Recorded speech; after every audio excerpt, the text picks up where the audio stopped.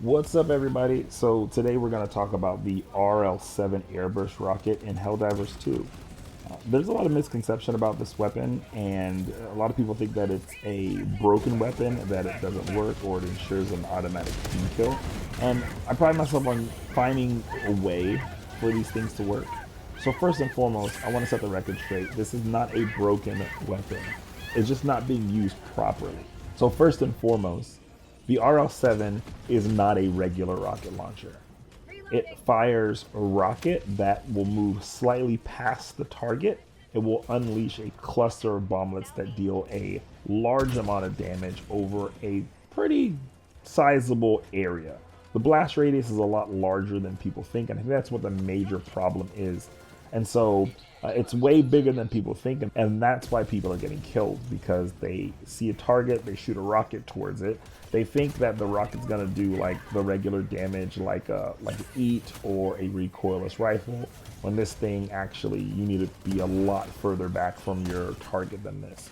The other thing that I see people doing is they'll see a target in the distance, but they won't recognize that there's a target slightly to the right or left of them that's a little closer.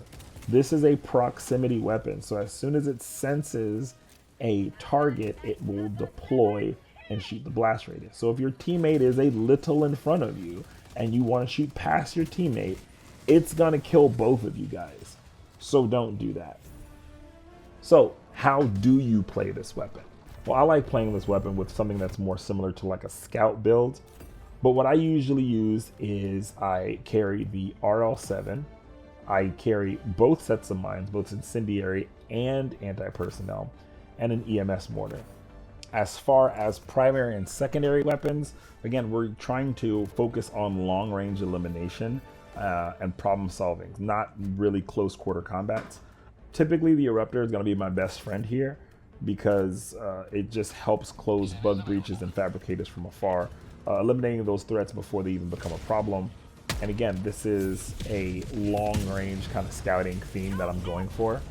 In those situations where you do get swarmed, oh crap, and they kind of break through those defenses, that's where the grenade pistol comes in, or impact grenade as well too. So again, if I'm trying to clear out large groups and one person remains, I have maybe a couple of seconds to actually eliminate that target before they shoot that red flare into the air, or they start spewing the little bug spray out. So I don't have time to cook those grenades, so the impact grenades are really good because I can just throw them and just kind of clear out whoever I missed in the airburst. If people are kind of swarming on me, then I will throw an impact rocket or use a grenade pistol to set off an explosion directly behind them so they get kind of killed or thrown off with the splash damage. You can use the Eruptor in a similar way, but it requires a little bit more finesse since the crosshairs take a long time to kind of reload. As far as boost, I mean, you can bring whatever boost you like, but I like bringing the speed boost or the loadout boost. It just helps me kind of move around the map faster, or again, it helps me not have to resupply so many because the ammo on the Airburst is limited. But if you're going on these long-range scouting missions, you'll be running into ammo caches all the time anyway, so I don't really have to resupply myself. And what I typically do is I usually go out ahead of my team or off into a different direction to find caches of ammo, super credits, things like that, or maybe even secondary points. You know, I let the people with the 380s and the walking barrages and the Eagle airstrikes take out the fabricators, the main things. Or if I am with them, I usually take an off angle to make sure that I am providing them support in whatever they're doing. So what I'll typically do is I will try to locate small groups of enemies. Small groups of enemies, either scouting parties or people protecting these caches or so. So what I typically do with my teammates far behind me, I'll use the RL-7 to shoot into the group, and that'll take out sometimes 15, sometimes 17 targets at a time. If there's any cleanup, I'll pull out my primary weapon and do some cleanup. It's one of the quickest ways to knock out large clusters of groups. No messy fights, no bug breaches, no drop ships, just completely eliminates them. Yeah, now one of the things that people complain about the RL-7 for is a very long reload time. And yeah, I think it's if not one of the, I think it is the weapon with the longest reload time.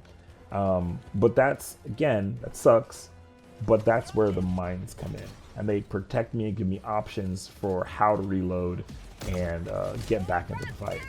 The strategy that I typically follow works like this.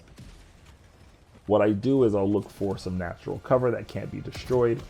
I'll from a very far distance set up for my engagement. I'll put down EMS mortar right next to me that's also protected behind cover. And that EMS mortar will stun block all of the enemy's bugs or bots, so they can't really move, they can't shoot, they can't call. It'll stun them, so a lot of times they can't really do much or move on my location.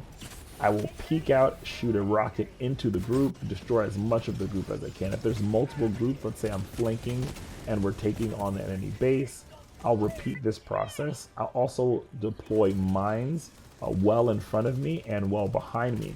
That way, if any other units, bugs, or bots try to sneak around to my location, that'll take them out. Usually that's not an issue with the smaller units. Those are the ones that typically can sneak up on you a lot easier. That'll give me enough time to kind of go back behind natural cover, reload, and continue with the mortar kind of stun blocking everybody and allowing my team to either divert the engagement altogether and then I can leave safely, or helps them engage more stationary and not moving targets. So that's typically how it works. It's an amazing weapon. You just have to know how to use natural cover and actually set up your engagements ahead of time.